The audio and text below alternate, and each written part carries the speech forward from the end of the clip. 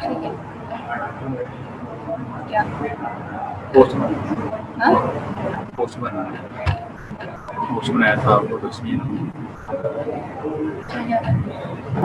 इसमें मैं पोस्ट बनूंगा।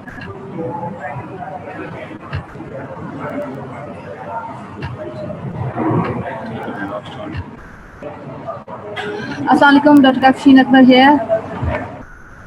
हमारा कल एक टॉपिक था जब डिस्कस कर रहे थे control of ECF osmolarity and sodium concentration. कल बच्चे काफ़ी कम थे मेरे ख्याल में, आज काफ़ी अच्छी क्वांटिटी नज़र आ रही है 146। मैं थोड़ा सा रिकैप करूंगी हमारे कल वाले लेक्चर को, ताकि जो कुछ बच्चे आज कुछ नए भी हैं तो उनको भी जो है ऑन बोर्ड हो जाए हमारे साथ।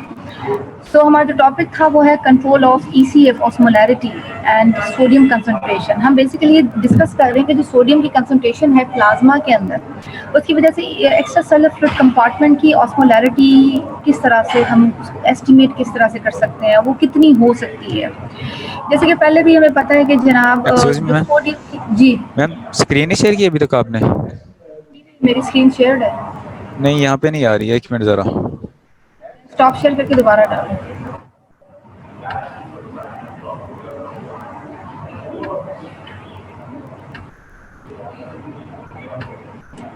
डिसेबल किया हुआ है तुमने?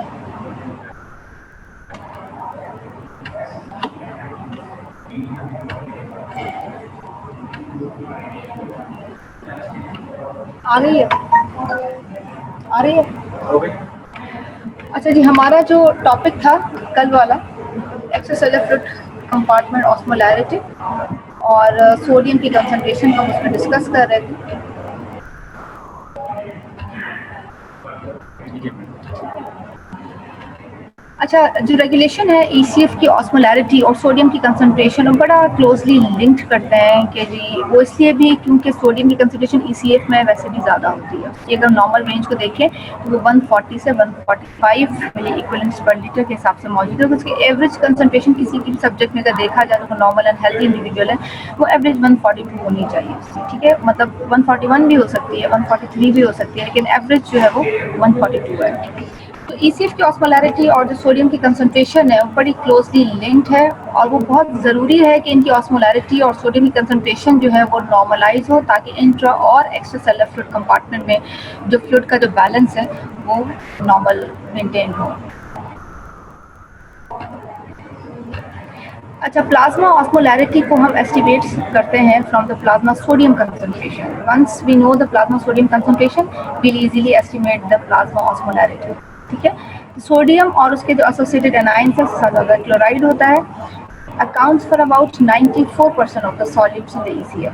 ठीक है, प्लाज्मा ऑस्मोलैरिटी को हम एस्टिमेट किस तरह से कर सकते हैं कि plasma osmolarity is equal to 2.1 जो है वो प्लाज्मा ऑस्मोलर जो है क्लियरेंस है, उसको मल्टीप्लाई हम कर देते हैं प्लाज्मा सोडियम कंसंट्रेशन के साथ। अगर किसी की भी प्लाज्मा सोडियम कंसंट्रेशन जो अगर 142 मिली इक्विवेलेंट्स है उसे हम 2.1 उसके साथ मल्टीप्लाई कर दें तो टोटल जो उस फॉर्मूले के अकॉर्डिंगली हमें एस्टिमेटेड वैल्यू मिलती है वो है 298 मिली ऑस्मोल्स पर लीटर। इसका मतलब है जिस भी सब्जेक्ट का सोडियम जो है वो 142 एवरेज होगा तो उसकी जो ऑस्मोलैरिटी है प्लाज्मा की वो 98 मिली ऑस्मोल्स।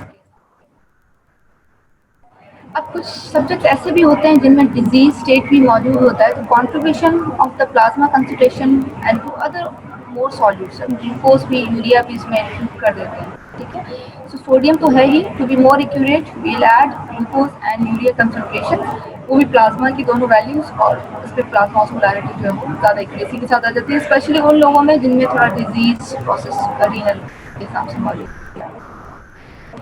अच्छा, जो सोडियम की कंसंट्रेशन है या ऑस्मोलैरिटी की जो हम बात कर रहे हैं उसको जो प्राइमरी सिस्टम है जो उसको चला रहा है वो ऑस्मोरिसेप्टर एडिएट सिस्टम है और थर्स्ट मैकेनिज्म है। अब ऑस्मोरिसेप्टर एडिएट सिस्टम हम पहले डिस्कस कर चुके हैं, थर्स्ट मैकेनिज्म को भी हम डिस्कस कर चुके हैं। उसमें क्या होता है ऑस्मोरिसेप्टर एडिएट सिस्टम के अंदर कि जब भी ईसीएफ की ऑस्मोलैरिटी ज़्यादा होगी that means increase plasma sodium concentration, चाहे वो ईसीएफ में ही है, it causes in special nerve cells called osmoreceptor cells। क्या करते हैं ये? ठीक है, उस उसको एक्टिवेट के साथ उसकी तरफ नर्व सिग्नल्स आते हैं due to increase ECF osmolarity.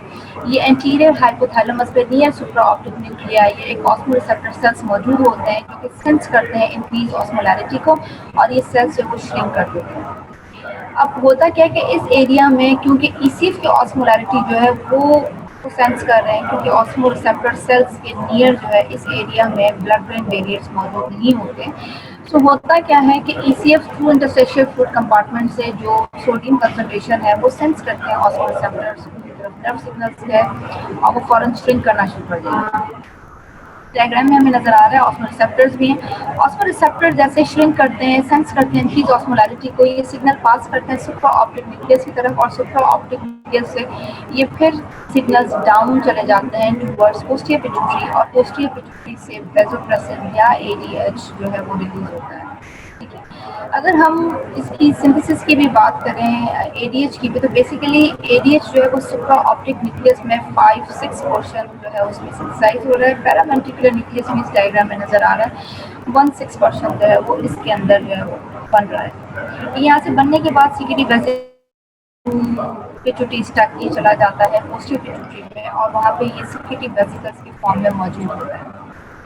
जैसे ही ईसीएफ की ऑस्मोलैरिटी ज़्यादा होती है, ऑस्मोरिसेप्टर सेंस करते हैं, श्रिंक हो जाते हैं, सिग्नल भेजते हैं सुप्रा ऑप्टिक को, तो यहाँ से ये सिग्नल डाउन जाते हैं टुवर्ड्स द पिट्यूटरी स्टक और पोस्टीरियर पिट्यूटरी में। अब ये सीक्रेटरी वेसिकल्स जो हैं ये बिल्कुल तैयार खड़े हुए हैं। इन सीक्रेटरी वेसिकल के अंदर जो है वो एडीएच बना हुआ है। ठीक है, फॉर्मेशन हो चुकी है इसका, और ये सुप्रा ऑप्टिक में और पैरावेंट्रिकुलर में, ज़्यादा पोर्शन इसका सुप्रा ऑप्टिक में and lesser portion in paraventricular. और उसके बाद इसकी रिलीज कैसे होती है, उसकी रिलीज इस तरह से होगी कि जैसे ये इसकी मेम्ब्रेन की परमेबिलिटी चेंज हुई और उसकी वजह से एंटर होगा इन नर्व एंडिंग्स के अंदर, जहाँ से ये इन जिन जो वेसिकल्स रिलीज होने वाले हैं न्यूरॉन से, वहीं पे कैल्शियम इसमें एंटर होगा उस नर्व एंडिंग के जरिए उस न्यूरॉन में, और वहीं से वो जो है एडीएच रिलीज होना शुरू हो जाएगा। एडीएच रिलीज हुआ, एडीएच रिलीज होने के बाद वहाँ से चला जाता है, डायग्राम में हम देखते हैं सर्कुलेशन के अंदर। सर्कुलेशन में जाने के बाद ये टुवर्ड्स चला जाता है रीनल जो ट्यूब्यूल्स हैं उसकी तरफ, और फिर रीनल ट्यूब्यूल्स में एडीएच के रिसेप्टर्स मौजूद हैं, क्योंकि एक हार्मोन है अपने रिसेप्टर पर अटैच होगा, और अटैच होने के बाद ये अलाउ करता है रीनल ट्यूब्यूल, डिस्टल ट्यूब्यूल है, cortical collecting medullary collecting duct है, और ये इनकी परमेबिलिटी इंक्रीज कर देता है ताकि पानी जो है वो ज़्यादा कंजर्व हो। क्यों? क्योंकि ऑस्मोलैरिटी ज़्यादा थी, सोडियम की कंसंट्रेशन ज़्यादा थी उसमें के अंदर। तो इस एडीएच ने क्या काम किया कि इसने वाटर को ज़्यादा जो है वो रीअब्सॉर्ब करना शुरू कर दिया। ठीक है,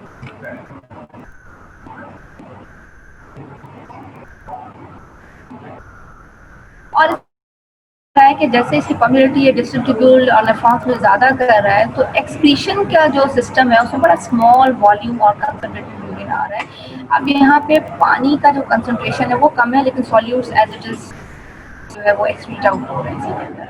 water is conserve in the body while the sodium and other solutes continue to be excreted in the body. जब भी ईसीएफ के अंदर ऑस्मोलैरिटी ज़्यादा होगी, उस ऑस्मोलैरिटी की ज़्यादा होने की वजह से ऑस्मोरिसेप्टर जो है वो जो है सेंस करेंगे इंक्रीज ऑस्मोलैरिटी को, और इंक्रीज ऑस्मोलैरिटी की वजह से वो श्रिंक कर जाएंगे ऑस्मोरिसेप्टर एंटीरियर हाइपोथैलेमस नियर सुप्रा ऑप्टिक एरिया, और वहाँ से वो सिग्नल भेजते हैं सुप्रा ऑप्टिक में। सुप्रा ऑप्टिक से सिग्नल चले जाते हैं नीचे पोस्टीरियर पिट्यूटरी में through the posterior pituitary stalk, और वहाँ से फिर वो इन नर्व एंडिंग्स में जैसे कैल्शियम एंटर होगा अंदर और वो रिलीज कर देंगे एडीएच या वेसोप्रेसिन। अब ये वहाँ से रिलीज होने के बाद सर्कुलेशन में गए, सर्कुलेशन में जाने के बाद फिर रीनल ट्यूब्यूल्स के ऊपर गए, वहाँ पे अपने रिसेप्टर पे अटैच हुए, और इन्होंने डिस्टल ट्यूब्यूल और उन सारे एरियाज में जहाँ पे इनका रिसेप्टर्स मौजूद है उनकी परमेबिलिटी इंक्रीज की, वाटर को ज़्यादा ज़्यादा रीअब्सॉर्ब कराया, because name is ADH anti diuretic hormone, ये एंटी काम कर रहा है, डायूरेसिस नहीं कर रहा है, ज़्यादा रीअब्सॉर्प्शन करवाएगा। इस सिलसिले में होता क्या है कि सब्जेक्ट जो है वो कंसनट्रेटेड यूरिन जो है वो पास ऑन करता है। क्यों? क्योंकि वॉल्यूम कम होता है और सॉल्यूट्स है वो as it is excrete out होता है। यहाँ पे ऑस्मोरिसेप्टर एडीएच एक फीडबैक मैकेनिज्म भी है, ये रेगुलेट कर रहा है ईसीएफ की ऑस्मोलैरिटी को in response to water deficit. किसी भी सब्जेक्ट में अगर वाटर डेफिसिट भी हो जाता है तो क्या हो जाएगा, ऑस्मोलैरिटी इंक्रीज हो जाएगी ना उसकी, ठीक है, क्योंकि अगर हम 42 जो मिलीक्यूलेंट सोडियम है ECF के अंदर, तो वो ECF के उस 14 लीटर के लिए था।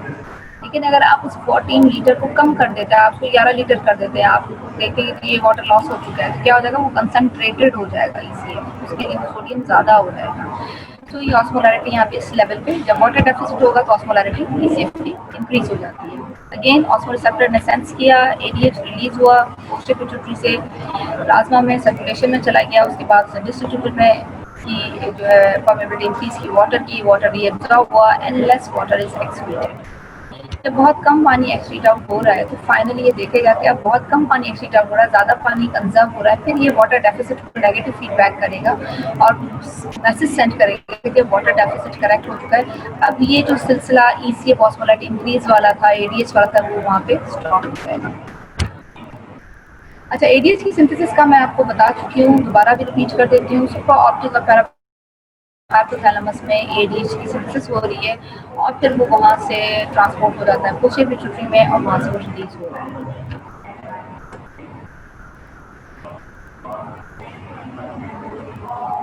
हाइपोथैलेमस में दो तरह के मैग्नेटोसेलुलर लार्ज न्यूरॉन्स मौजूद हैं, जिनका नाम जो है सुप्राऑप्टिक पैरावेंट्रिकुलर है। 5/6 पोर्शन जो था इसका ADH का, वो सुप्राऑप्टिक न्यूक्लिया में सिंथेसाइज हो रहा है, 1/6 इन द पैरावेंट्रिकुलर न्यूक्लिया। और इनकी ये जो न्यूक्लिया क्योंकि हाइपोथैलेमस से मौजूद है, इनकी जो एक्सोनल एक्सटेंशन है वो पोस्टीरियर पिट्यूटरी में, जहाँ पे ओसिकुलरी वेसिकल के फॉर्म में आके वहाँ पे मौजूद होते हैं। होता क्या है कि सुप्रा और वेंट्रिकुलर न्यूक्लिया जो stimulate and increase osmolarity nerve impulses down to these nerve endings, और उनकी जैसे मेम्ब्रेन परमेबिलिटी चेंज होती है and increase in calcium entry, ये फौरन जो है वो ADH को रिलीज करना शुरू कर देते हैं in response to increase calcium entry. ADH हमेशा जो उसकी जो सिक्रीशन है वो ऑस्मोटिक स्टिमुलस में बहुत रैपिड है, ठीक है। So that the plasma ADH concentration increases several fold within a minute. अगर किसी भी सब्जेक्ट का वाटर लॉस हो गया या उसकी ऑस्मोलैरिटी ज़्यादा है तो विदिन अ मिनट प्लाज्मा में ADH की कंसंट्रेशन ज़्यादा हो जाएगी, क्योंकि ऑस्मोलैरिटी को ये बहुत रैपिडली रिस्पॉन्स करता है। Thus thereby providing a rapid means for altering renal excretion of water. की वजह से ज़ाहिर है जब ADH की लेवल प्लाज्मा में बहुत ज़्यादा मौजूद होगी विदिन अ मिनट्स, तो रीनल जो एक्सक्रीशन ऑफ वाटर है ना, उससे भी ऑल्ट्रेशन आना शुरू हो जाएगी और वो कम हो जाएगा। AV3 रीजन सेकेंड ऑस्मोरिसेप्टर एरिया, एक इस ऑस्मोरिसेप्टर एरिया हमने कौन सा पढ़ा है, ADH वाला, ठीक है। दूसरा है AV3 रीजन सेकेंड, एक ऑस्मोरिसेप्टर एरिया है, ये भी कंट्रोल कर रहा है ऑस्मोलैरिटी को, ADH सिक्रीशन को, और इसको AV3B को हम anteroventral region of third ventricle के नाम से भी कॉल करते हैं। अच्छा, ये जो रीजन है AV3B या anteroventral region of third ventricle, इसका जो अपर पोर्शन है वहाँ पे कुछ स्ट्रक्चर्स मौजूद हैं, जिसे सब कॉर्निकल ऑर्गन कहा जाता है और ऑर्गन वेस्कुलस कहा जाता है। इन दोनों स्ट्रक्चर्स के बीच में एक छोटा सा एक पार्ट है, छोटा सा एरिया है, मीडियन प्रीऑप्टिक न्यूक्लियस, ठीक है। अब होता क्या है कि between these two is median preoptic nucleus which has multiple nerve connection with the two organs। ये कौन से organ, subcortical और organum vesculosum, उसके साथ उसका connection है as well as supraoptic nuclei के साथ भी है। तो जो preoptic nucleus है AV3B region के अंदर, उसके बहुत सारे multiple nerve connections हैं, ये सबकॉर्निकल के साथ, वेस्कुलोजम के साथ भी है और फिर ये सुप्राऑप्टिक के साथ भी है। और बेसिकली क्या कर रहा है, ये ब्लड प्रेशर को भी कंट्रोल कर रहा है, उसके साथ उसका जो है वो कॉन्टैक्ट है। और सिमिलरली ये इसके जो कंट्रोल सेंटर्स है मेडुला इन द ब्रेन। अगर AV3 रीजन जो है anteroventral region of third ventricle, इसकी अगर रीजन हो जाए तो काफ़ी सारे मल्टीपल डेफिसिट्स हो सकते हैं control of ADH secretion. First जो सिस्टम है वो डेफिसिट हो जाएगा, सोडियम की एपिटाइट एंड ब्लड प्रेशर। अगर इन ही एरियाज को, इसका मतलब कि AV3B रीजन को अगर और स्टिमुलेट किया जाए थ्रू एंजियोटेंसिन 2, तो ये ADH की सिक्रीशन भी इंक्रीज कर देगा, थर्स्ट भी इंक्रीज कर देगा, सोडियम एपिटाइट भी इंक्रीज कर देगा। तो जो AV3B रीजन है anteroventral region of third ventricle, ये बहुत इंपॉर्टेंट है to control the ADH secretion.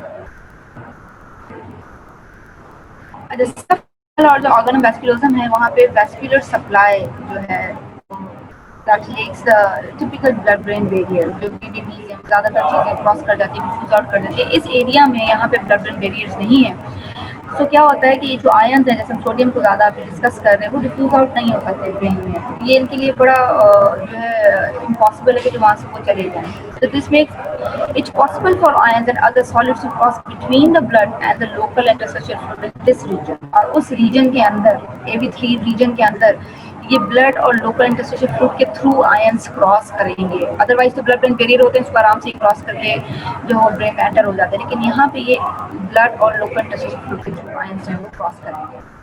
अब उसकी वजह से वो क्या रहा है, ऑस्मोरिसेप्टर्स जो है रैपिडली रेस्पॉन्स करते हैं, increase osmolarity of ECM and exerting powerful control over the secretion of ADH and over thirst। अब ज़्यादातर जो थर्स्ट और ADH है उनके जो कंट्रोल सिस्टम्स हैं वो बहुत ज़्यादा मैच करते हैं आपस में, वो भी हम अभी जो है वो डिस्कस करेंगे उसको।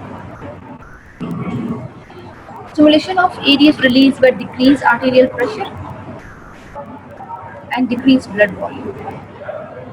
ADH को तो एक तो हमने डिस्कस किया जी, ADH रिलीज कैसे हो रहा था, इंक्रीज ऑस्मोलैरिटी पे रिलीज हो रहा था, ठीक है। लेकिन अब हम देख रहे हैं कि ADH एक और एक फैक्टर है जिसकी वजह से रिलीज हो रहा है, which is arterial pressure, decrease in arterial pressure and decrease in blood volume.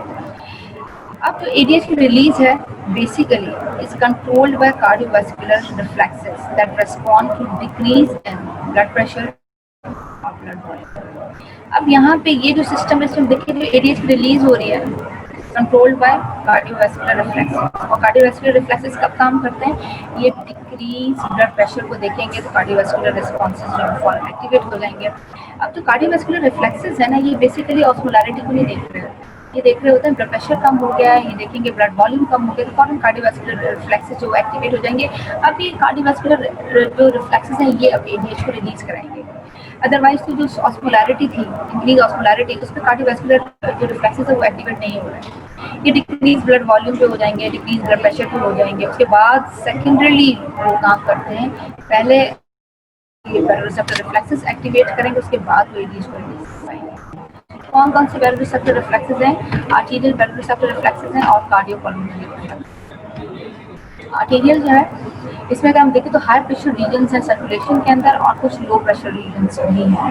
High pressure regions हैं सर्कुलेशन के अंदर, तो ये जो रिफ्लेक्सेस का जो पाथवे है, इसका मतलब है जो ये एओर्टिक आर्क है और जो कैरोटिड साइनस है, ये हाई प्रेशर रीजन्स हैं सर्कुलेशन।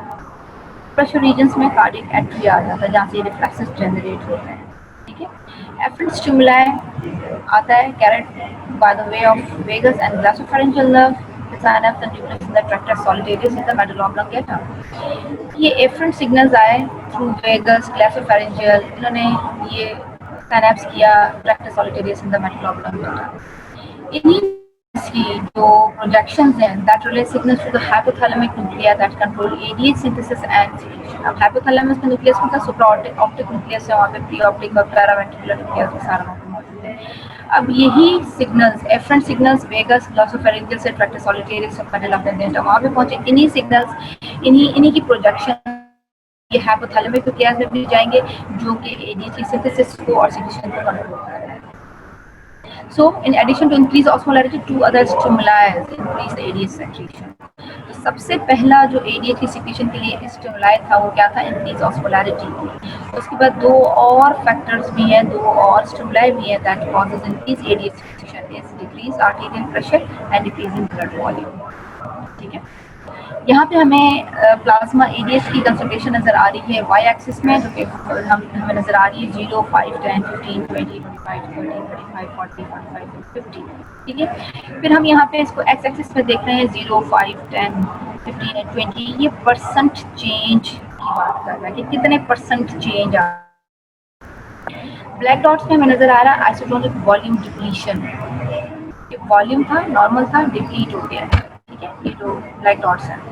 फिर जो वाइट डॉट्स है ये हमें नज़र आ रहा है कि ऑस्मोटिक इंक्रीज हो गया है। ऑस्मोटिक इंक्रीज का मतलब क्या है कि ऑस्मोलैरिटी ज़्यादा हो गई है। तो ये हमें ये बता रहा है कि अगर 5% भी अगर हम देखें कि वॉल्यूम डिप्लीट हुआ है तो ऑस्मोलैरिटी इंक्रीज हो जाएगी। फिर हम देखेंगे 10% भी, तो ये अगर यहाँ पे वाटर लॉस हो रहा है ऑस्मोलैरिटी इंक्रीज होना शुरू हो जाएगी, ADH की कंसंट्रेशन जो है ज़्यादा होना शुरू हो जाएगी। ADH is considerably more sensitive to small change in osmolarity than the similar changes in blood volume. हम अभी पहले भी डिस्कस कर चुके हैं कि एडीएच जो है ना ऑस्मोलैरिटी को सेंस कर रहा है, और जो कार्डियोवास्कुलर रिफ्लेक्सेस थे वो ब्लड वॉल्यूम और वो ब्लड प्रेशर को देखते हैं। तो एडीएच जो है ना सबसे ज़्यादा सेंसिटिव ये है कि ऑस्मोलैरिटी को सेंस कर लेता है और अपना काम कर देता है। लेकिन वो उसके मुकाबले में ब्लड वॉल्यूम और जो ब्लड प्रेशर अगर कम है तो उसके कार्डियोवास्कुलर रिफ्लेक्सेस काम करेंगे, उसके बाद एडीएच आगे रिलीज होगा। यहाँ पे कुछ रेगुलेशन ऑफ एडीएच सिक्रीशन के कुछ फैक्टर्स हमें नजर आ रहे हैं। इंक्रीज एडीएच और डिक्रीज एडीएच हमें नजर आ रहा है। तो इंक्रीज एडीएच की जो हमें एक कॉजेस नजर आ रही है, increase plasma osmolarity, decrease blood volume, decrease blood pressure, nausea, hypoxia. तो ड्रग्स आ जाती हैं, कुछ मॉर्फिन है, निकोटीन है, साइक्लोफॉस्फेमाइड है। तो मुख्तलिफ ड्रग्स हैं जिसमें कि हम देखें कि मॉर्फिन जो है वो पेन किलर यूज होती है, निकोटीन वैसे ही स्मोकिंग के अंदर मौजूद होती है, और भी बहुत सारे निकोटीन के जो है वो फैक्टर्स आते हैं। Cyclophosphamide is used for cancer drugs. अच्छा जी, डिक्रीज एडीएच जो है वो decrease plasma osmolarity, increase blood pressure, increase blood volume, और कुछ ड्रग्स हैं जहाँ पर alcohol, clonidine as act as an drug use होती है, हेलोपेरिडोल है, और डोमपेरिडोल ब्लॉकर एपिलेप्सी में ज़्यादा यूज होती है, और भी साइक्लो ऑर्डर्स भी यूज होती थी। काफ़ी सारी ये ड्रग्स भी हैं, फैक्टर्स भी हैं। दो तरह के हमारे पास यहाँ पे इसमें टेबल में बने हुए फैक्टर्स हैं जो कि इंक्रीज एडीएच की सिक्रीशन करवा रहे हैं, और कुछ जो है वो डिक्रीज एडीएच करवा रहे हैं। फिर हम आ जाते हैं कि जी जो ऑस्मोलैरिटी ईसीएफ की है उसकी कंट्रोल, और जो सोडियम की कंसंट्रेशन जो पहले हमने डिस्कस किया जो एडीएच कर रहा था, इसी तरह से थर्स्ट का भी क्या रोल है इसके अंदर। थर्स्ट को अगर हम देखें तो कॉन्शियसली डिज़ायर फॉर वाटर है, ठीक है। बहुत सारे इसके भी फैक्टर्स हैं that stimulate the ADH secretion also increases thirst. काफ़ी सारे फैक्टर्स जो है वो बिल्कुल सिमिलर उसके पॉइंट्स हम उसको देखेंगे कि जिस तरह से एडीएच की सिक्रीशन को जो फैक्टर्स जो है वो हाईलाइट कर रहे थे, इस तरह से थर्स्ट के भी वही फैक्टर्स हैं। अब as a fluid loss that occur through a sweating and a breathing and through the GI tract, fluid intake is regulated by the thirst mechanism. With the osmoreceptor ADH mechanism maintain precise control of ECF, osmolarity and sodium control.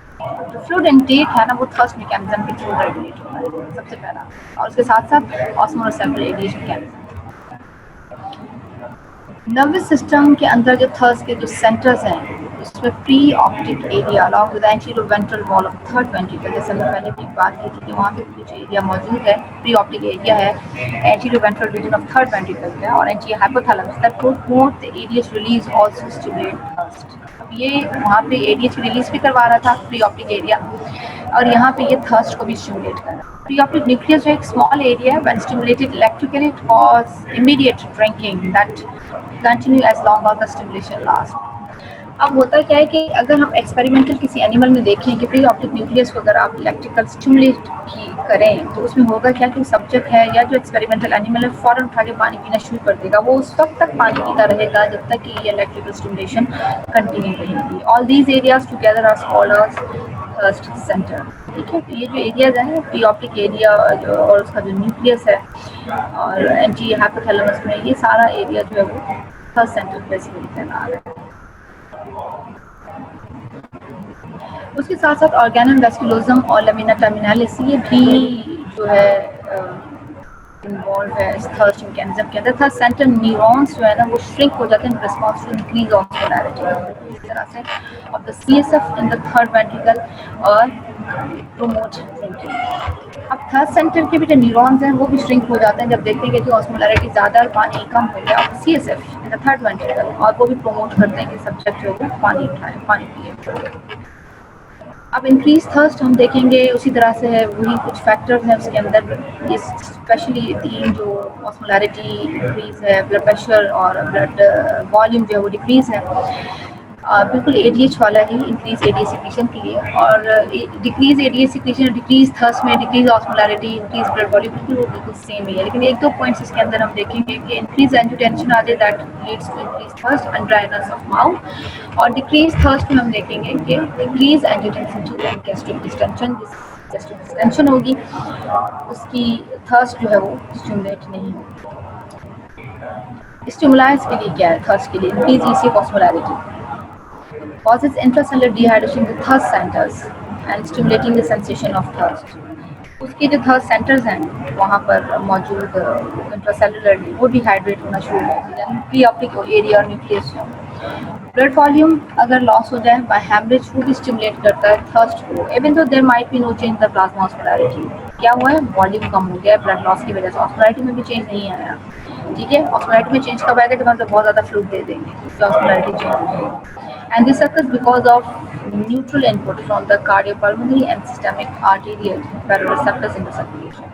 अब इसके साथ साथ होता क्या है कि जो blood loss हुआ है किसी भी हेमरेज के अंदर वो भी जो है ऑस्मोलैरिटी में उस वक्त चेंज नहीं ला रहा until उसको ट्रीट ना किया जाए। अब हो क्या रहा है कि जो है थर्ड सेंटर क्यों ब्लड लॉस बाय हेमरेज में थर्ड सेंटर क्यों इन्वॉल्व हुआ है, क्योंकि यहाँ पर भी हम देखेंगे न्यूट्रल इनपुट एक आ जाता है कार्डियोपल्मोनरी सिस्टमिक आर्टेरियल बैरोरेसेप्टर्स का थ्रू सर्कुलेशन। अगर वॉल्यूम कम है, ब्लड प्रेशर कम है तो फॉरन बैरोरेसेप्टर्स जो है वो एक्ट करना शुरू कर देते हैं। Angiotensin II भी है act on the subphonical organ and on the organ of vasculosum of the lamina terminalis. These regions are outside the blood-brain barrier. Dryness of mouth है, mucous membrane जो pharynx है वो अगर ड्राई हो जाए, esophagus, ये सारे elicit rapid sensation of thirst. The ability of animal and humans to meter fluid intake is important because it prevents overhydration. इंसानों को और जानवरों के अंदर एक मीटर और एक इंडिकेटर जो है ना एक फिट किया हुआ है, उनको पता है कि जी उन्होंने कितना पानी लेना है और कितना नहीं लेना। उससे होता क्या है कि उन्होंने बड़ा अपने हिसाब से अपने लेवल के हिसाब से पानी लेना है, ठीक है, तो दैट प्रिवेंट्स ओवर हाइड्रेशन, ज़्यादा पानी ना जो कंज्यूम करना। थ्रेशोल्ड क्या है, to stimulate the drinking osmolar concentration जो है सोडियम की अगर वो इंक्रीज हो जाए ना 2 MEQ भी अबव नॉर्मल तो थर्स्ट मैकेनिज्म एक्टिवेटेड। देखिए ना 145 MEQ नॉर्मल रेंज है ये मैक्सिमम, अगर 2 से और हो जाए 147 हो जाए that leads to stimulate the thirst system. When either the ADH or the thirst mechanism fail, अगर ये दोनों फेल हो जाए तो होगा क्या, दोनों में से कोई भी एक फेल हो जाए दूसरा सिस्टम जो है फौरन कंट्रोल करेगा इसी ऑस्मोलैरिटी को भी, सोडियम कंसंट्रेशन को भी, और बड़ा इफेक्टिवली उसको जो है वो मॉनिटर करेगा, उसको चलाएगा। अगर दोनों सिस्टम फेल हो जाए तो क्या होगा, साइमल्टेनियसली थर्स्ट मैकेनिज्म भी काम नहीं कर रहा, ADH भी काम नहीं कर रहा, तो प्लाज्मा सोडियम कंसंट्रेशन और जो ऑस्मोलैरिटी है ना बड़ी पुअरली कंट्रोल होगी, चलाने के लिए जो है वो सिस्टम मौजूद नहीं होगा। यहाँ पे एक इंटीग्रेटेड रिस्पांस दिखाया गया है ऑस्मोरिसेप्टर ADH एंड थर्स्ट मैकेनिज्म का in controlling the EC osmolarity and sodium concentration. हमें रेड लाइन में यहाँ पे एक्स एक्सिस में नजर आ रहा है, ऊपर की तरफ ये नॉर्मल लिखा हुआ है, एक ब्लू लाइन के अपोजिट हमें नजर आ रहा है ADH and third system block लिखा हुआ है। तो सोडियम का इंटेक किया जाए अगर तो क्या हो जाएगा, प्लाज्मा सोडियम कंसंट्रेशन नॉर्मल रहेगा, ऐसे ही है। अब अगर आप किसी सब्जेक्ट का ADH and third system block कर दें तो क्या हो जाएगा, सोडियम का इंटेक भी डिस्टर्ब हो जाएगा, ठीक है, लेकिन उसकी जो प्लाज्मा सोडियम कंसंट्रेशन है वो एबनॉर्मली हाई होना शुरू हो जाएगी, तो ये एबनॉर्मैलिटी लेकर आएगा, इसके अंदर उसको कंट्रोल नहीं कर पाएगा when ADH and third system are blocked. अच्छा, एंजियोटेंसिन 2 का रोल और एल्डोस्टेरोन का in controlling the extracellular fluid osmolarity and the sodium concentration. यहाँ पे एक और एक जंप ऑन करके आ गया, हम अगर रिकॉल करें पीछे से तो हमने देखा था कि ADH ऑस्मोरिसेप्टर सिस्टम एक मौजूद था जो कि इंक्रीज ऑस्मोलैरिटी को सेंस कर रहा था। फिर हमने देखा कि ADH को चलाने के लिए कार्डियोवैस्कुलर रिफ्लेक्सेस भी आ जाते हैं, वो किसको सेंस कर रहे हैं, decrease blood volume and decrease in blood pressure को सेंस कर रहे हैं। कार्डियोवैस्कुलर रिफ्लेक्सेस जो है फाइनली पहले फेरोरिसेप्टर्स आर्टेरियल बैरोरिसेप्टर और फिर कार्डियोपल्मोनरी बैरोरिसेप्टर्स को स्टिमुलेट करने के बाद ADH को जो है वो स्टिमुलेट करते हैं और ADH का रिलीज करवा रहे हैं। उसके बाद हम एक नेक्स्ट और स्टेप पे आ जाते हैं, role of angiotensin 2 and aldosterone.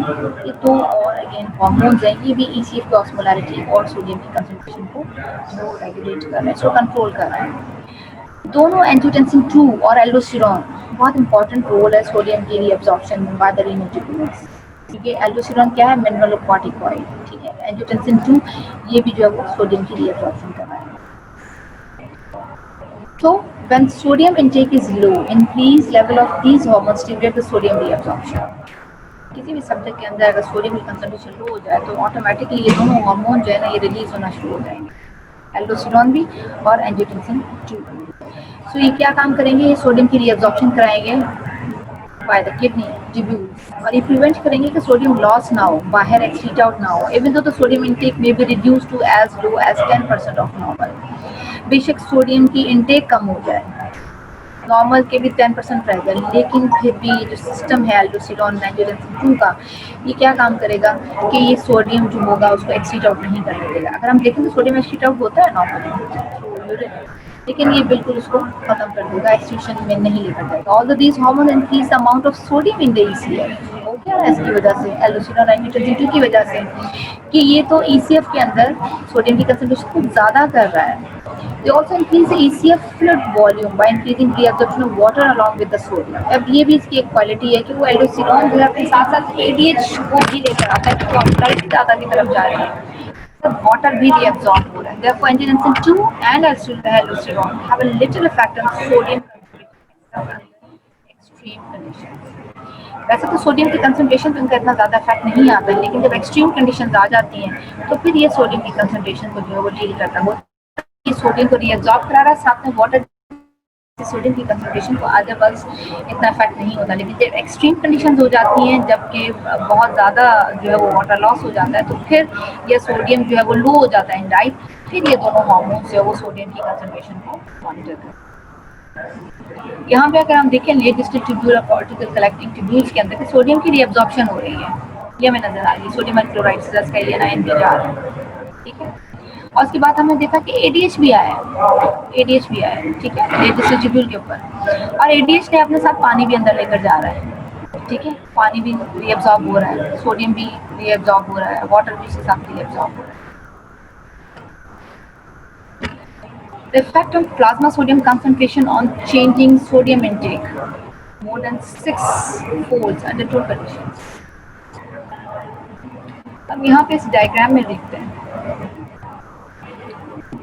अगर सोडियम का हमें यहाँ पे plasma sodium concentration Y axis में नजर आ रही है 100, 110, 120, 130, 140, हमने यहाँ पे देखा था बिल्कुल 142 के बराबर में ना, ये एक नॉर्मल की रेड लाइन यहाँ पे। फिर एक्स एक्सिस में देखिए सोडियम इनटेक है and milliequivalents 30, 60, 90, 120 and so on.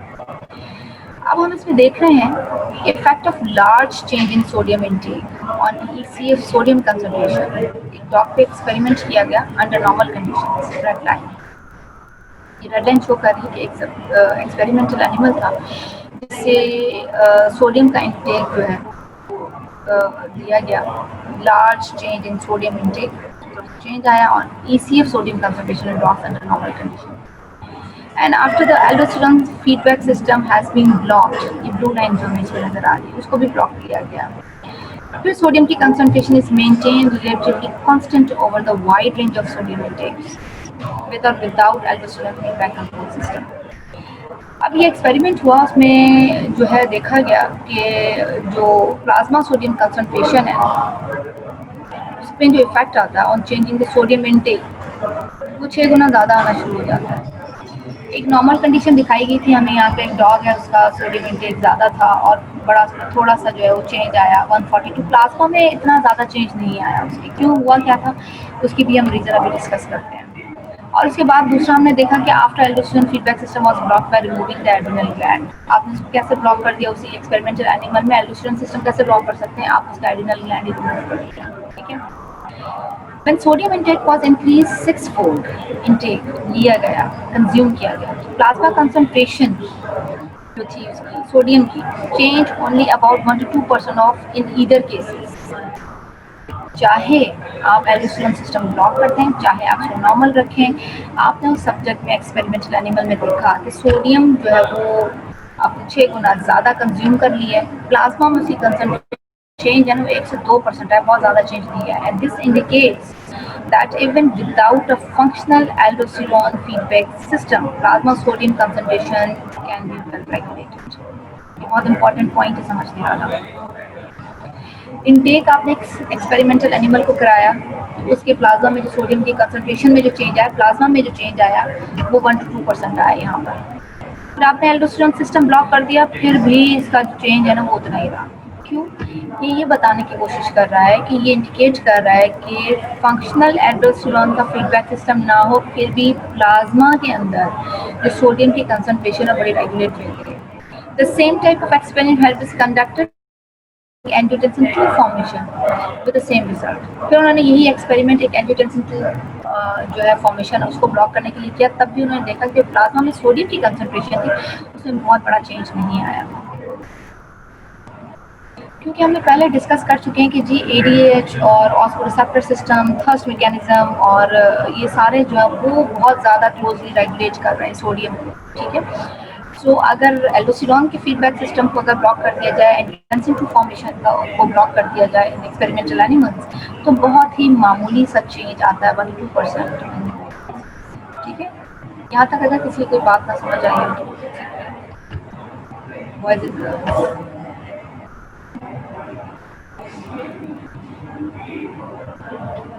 चलेंगे हम नेक्स्ट चलते हैं। Why change in angiotensin 2 and aldosterone do not have a major effect on plasma sodium concentration? ये बात भी माइंड में आ रही है।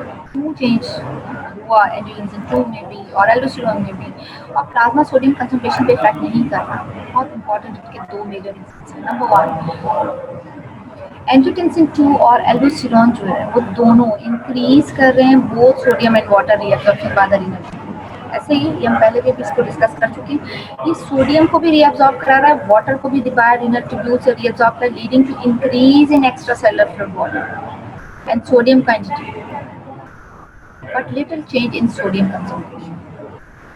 ऐसा ही है, एंजियोटेंसिन 2 और एल्डोस्टेरोन दोनों सोडियम को भी इंक्रीज कर रहे हैं, वाटर भी रीअब्सॉर्प्शन कर रहे हैं बाय द रीनल ट्यूब्यूल और इंक्रीज, ठीक है।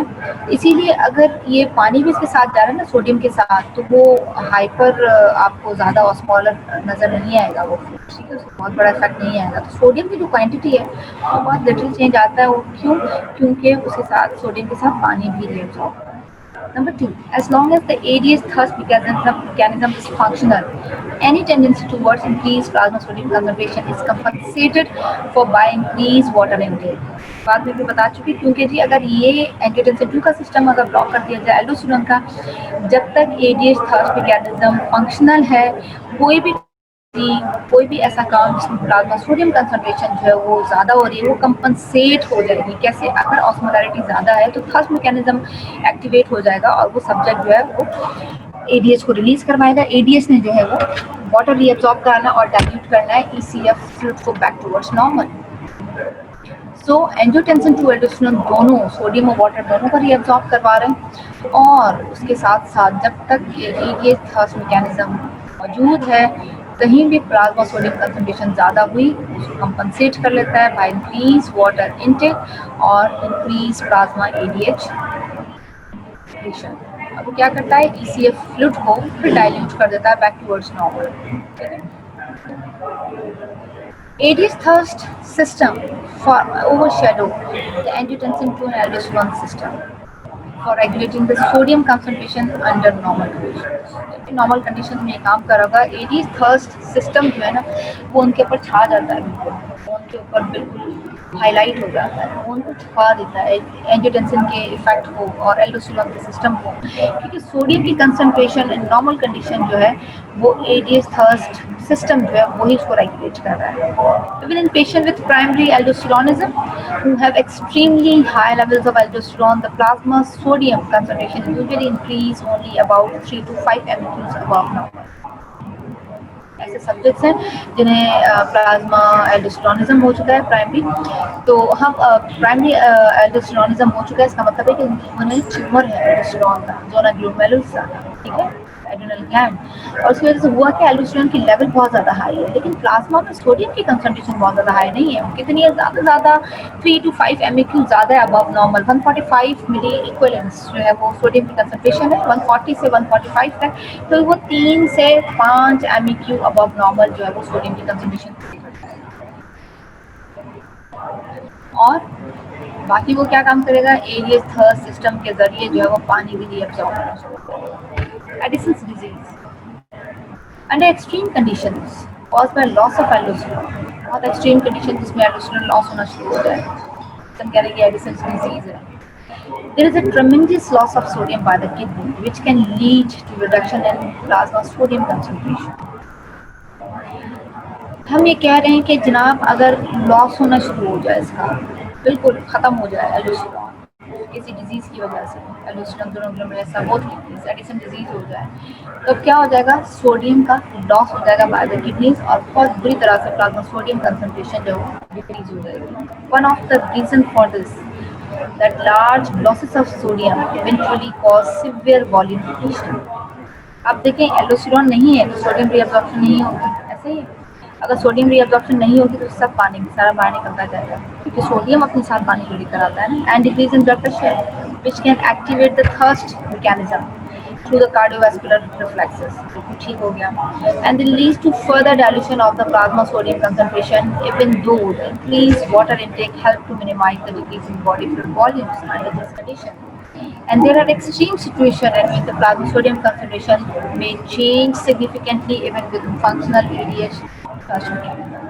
अब एडीएच डिजीज में क्या हो रहा है, बिल्कुल एल्डोस्टेरोन मौजूद नहीं है, सोडियम लॉस हो रहा है, सोडियम के लॉस होने की वजह से जो है वो वाटर भी लॉस हो रहा है, ठीक है, और उसकी वजह से वॉल्यूम लॉस हुआ, ब्लड प्रेशर कम हो गया, ब्लड प्रेशर जैसे ही कम हुआ फर्स्ट मैकेनिज्म एक्टिवेट हो गया थ्रू कार्डियोवास्कुलर रिफ्लेक्सेस, और उसने क्या किया, फर्दर जो है वो प्लाज्मा सोडियम को जो है वो डाइल्यूट कर दिया, क्योंकि कार्डियोवास्कुलर रिफ्लेक्सेस क्या करेंगे, क्या कम करेंगे, वो वहाँ से अपनी थर्स्ट मैकेनिज्म और एडीएच को रिलीज कराने की कोशिश करेंगे, ठीक है, ताकि वो डाइल्यूट हो जाए फर्दर प्लाज्मा। और फिर increase water intake help to minimise the decrease in body fluid volume.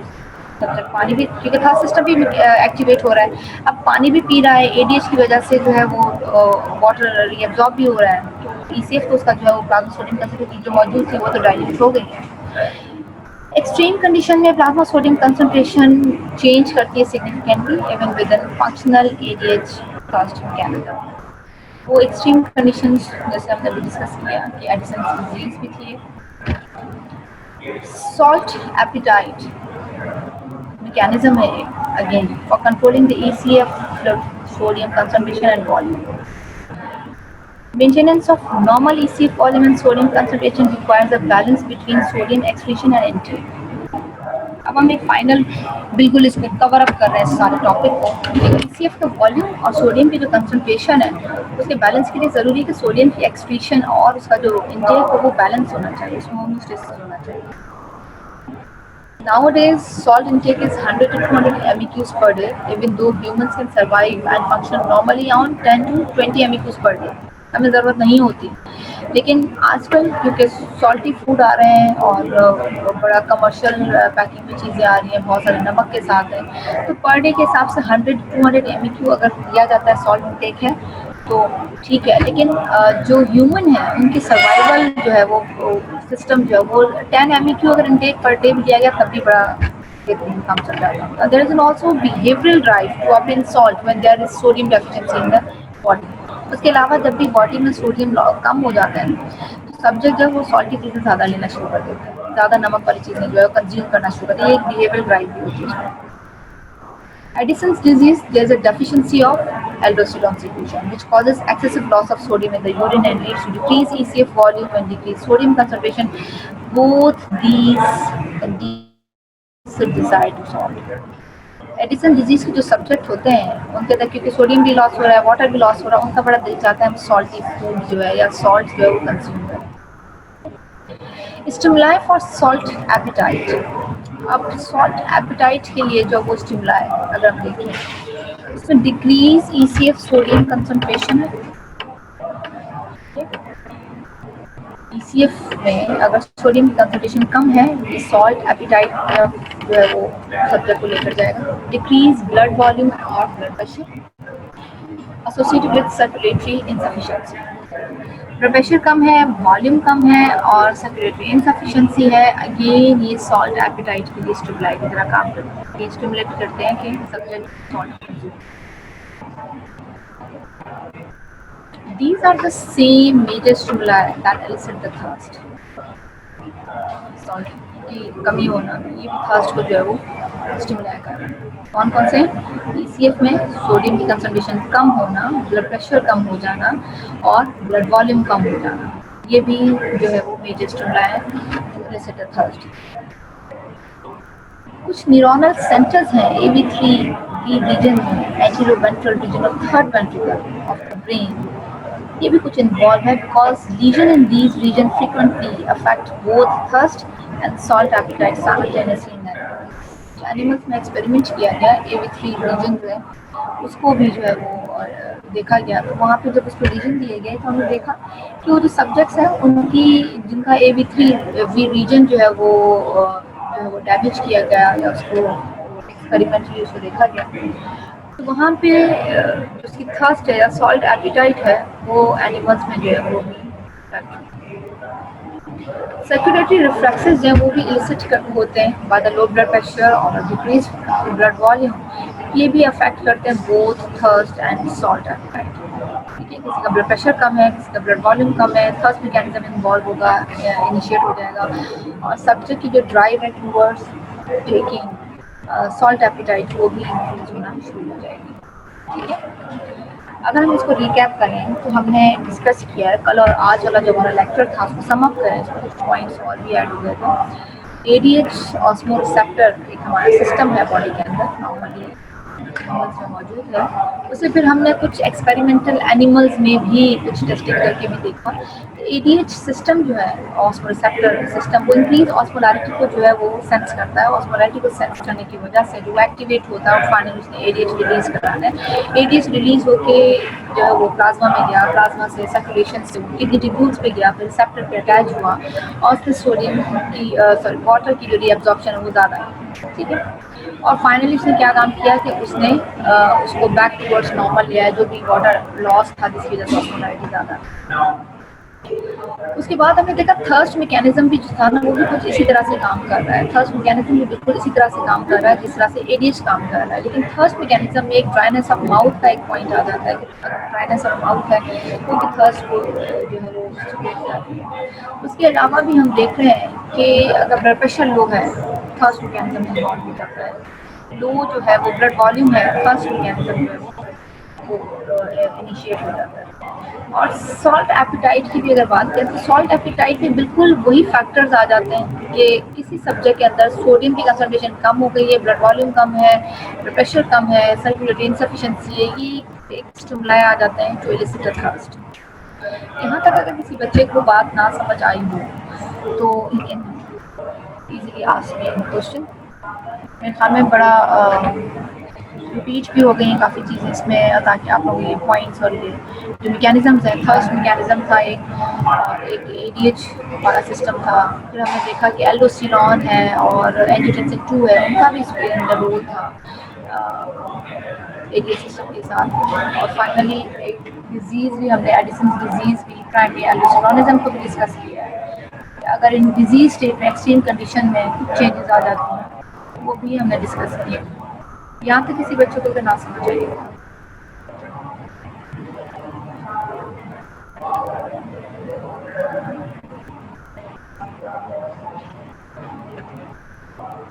अच्छा जी, आप लोग जो है आप लोग इंशाल्लाह टेस्ट आने वाला है नेक्स्ट आप लोग का रीनल का 21 आई थिंक 21 और 23 ऑफ मे को।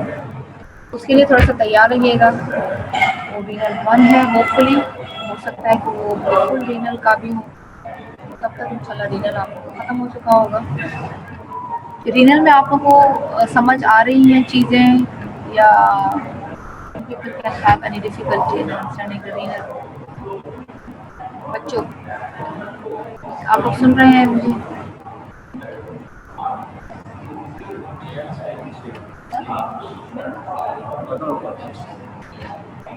Ma'am chapter for renal 1 chapter for renal 1 इंशाल्लाह ताला जो 25, 26, 27 और 28 तो हैं ही और 4 चैप्टर से शुरू वाले क्योंकि 8 चैप्टर्स हैं टोटल इसके 29, 30, 31 और 32 वाला जो चैप्टर 4 वो रीनल 2 में आ जाएंगे। सो पहले वाले जो शुरू के जो 4 चैप्टर है रीनल 1 में आएंगे और आपको मजीद बता दिया जाएगा कि इसके मतलब टेस्ट जो है वो होने वाले हैं। अगर एक ही टेस्ट है तो फिर ज़्यादा सारा ही रीनल इंक्लूड हो जाएगा और अगर 2 हैं तो 4 चैप्टर्स आ जाएंगे।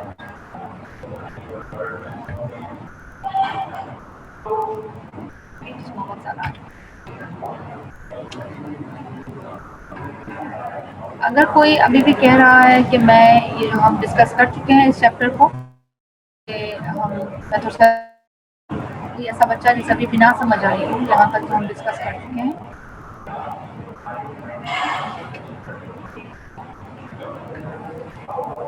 बच्चों, तो आप लोग सो रहे हैं क्या? No answer?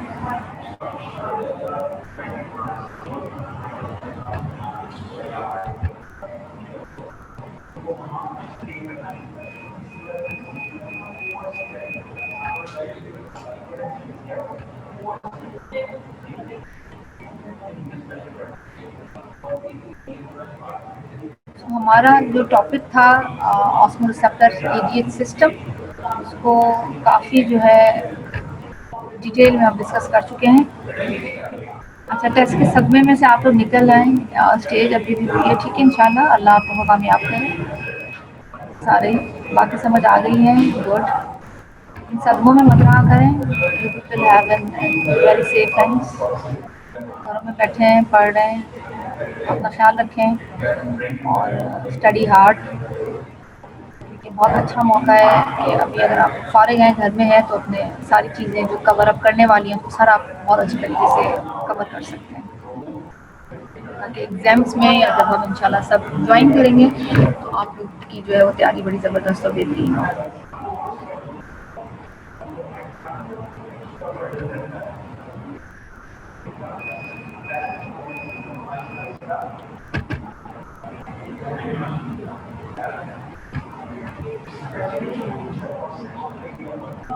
अच्छा जी, कोई बच्चा मुझे बताएगा अभी, बेशक मुझे बस में मैसेज करके बता दें कि एंजियोटेंसिन 2 और एल्डोस्टेरोन दोनों जो do not have an major effect on plasma sodium concentration. क्यों? अभी मैं बता चुकी हूँ। कोई एक बच्चा, उसके 2 रीजंस मैंने डिस्कस किए थे। कोई एक बच्चा है ऐसा जो कि ये बता सके कि वो क्यों जो है इतना ज़्यादा इफेक्ट नहीं आया? एनीवन?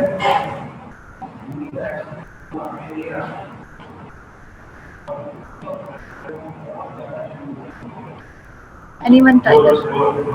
कोई मुझे ये बताएगा उसकी रीजन कि why angiotensin 2 and aldosterone do not have a major effect on plasma sodium concentration. क्यों?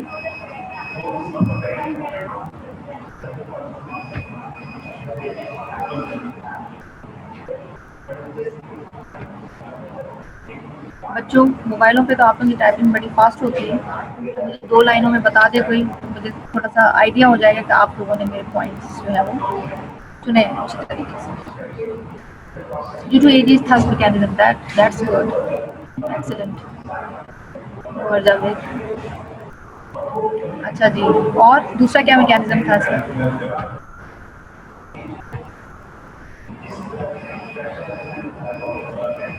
एक और एक रीजन भी थी,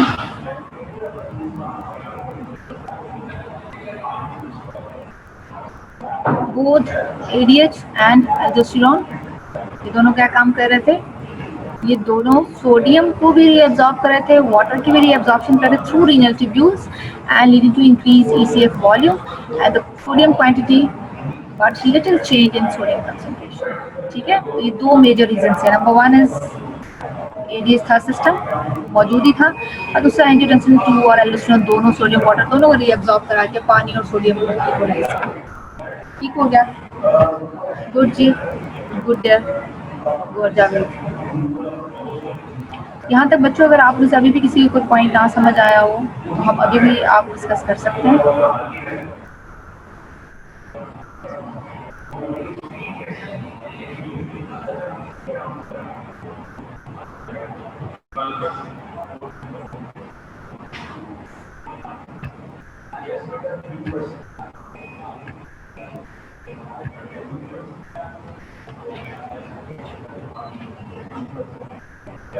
थर्स्ट के लिए स्टिमुलाई कौन कौन से हैं? एनीवन?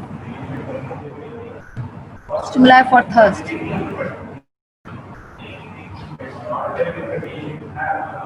Anyone answer?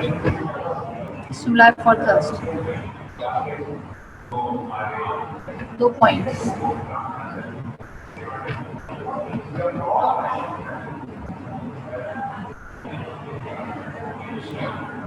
ये भी हम अभी एक टेबल में डिस्कस कर चुके हैं। Stimuli for thirst Increase osmolarity, yes, good, Haseeb जा रही है. And next point, increase osmolarity, very good. और क्या point हो सकता है? Osmolarity हो गई, फिर yes, dehydration, decrease BP, hypertonicity, very good. एमन एंड मोहम्मद साला, दैट्स वेरी गुड. इसका मतलब आप लोग सुन भी रहे हैं, थोड़ी समझ भी आ रही है चीज़ों को. ओके. इसके अलावा और बड़े लोकल से ये तो हम प्लाज्मा ऑस्मोलैरिटी और ये ब्लड और ये सारा उसमें देखेंगे. और क्या ऐसे पॉइंट्स हो सकते हैं जो सब्जेक्ट खुद बताए कि ये मुझे प्यास लग रही है, और क्या चीज़ें हो सकती हैं बड़े कॉमन से बच्चे भी हमें बता देते हैं. Low arterial pressure, that's very good. और क्या हो सकता है बड़ा इंपॉर्टेंट पॉइंट, जैसे बच्चे ही बता देते हैं. Increase in angiotensin 2, yes, good. सेहत. एक और एक पॉइंट, हाइपरग्लाइसीमिया, चलें ठीक है, हाइपरग्लाइसीमिया. और इसके अलावा और क्या है? Dryness of mouth, yes, this is the main point. ठीक है, ड्राइनेस ऑफ माउथ है और ये भी सेंसेशन एलिसिट करता है फॉर सेंसेशन ऑफ थर्स्ट. ठीक है, चलें जी, गुड हो गया. उसके अलावा ऑस्मोलर थ्रेशोल्ड कितना होता है स्टिमुलस फॉर ड्रिंकिंग? ऑस्मोलैरिटी में कितना चेंज आ जाए? Dryness of mouth and children complaining during initial stages of fasting, exactly. मेरे ख्याल में सालार के घर में ये हो रहा है. इनिशियल स्टेजेस ऑफ फास्टिंग में बच्चे कंप्लेन कर रहे हैं कि जी मुंह सूख रहा है मेरा, है ना. अच्छा जी, इसके अलावा थ्रेशोल्ड क्या है फॉर सोडियम? सोडियम का कितना थ्रेशोल्ड होता है जो फौरन स्टार्ट हो जाती है, थर्स्ट स्टार्ट हो जाती है? कितना थ्रेशोल्ड होना चाहिए तो थर्स्ट मैकेनिज्म को स्टिमुलेट करें? सोडियम की कंसंट्रेशन कितनी इंक्रीज होनी चाहिए that activate the thirst mechanism? Anyone? बहुत अच्छे जवाब के. 2 MEQs, वेरी गुड. अब नॉर्मल कितना होता है? एनीवन? Normal sodium concentration?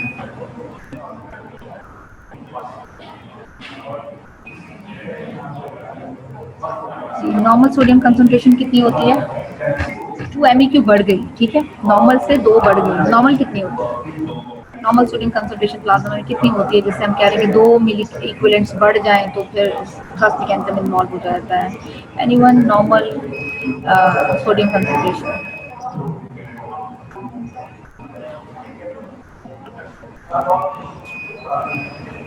हाँ जी, नॉर्मल कंसंट्रेशन बच्चों इट्स 140 to 145 MEQs.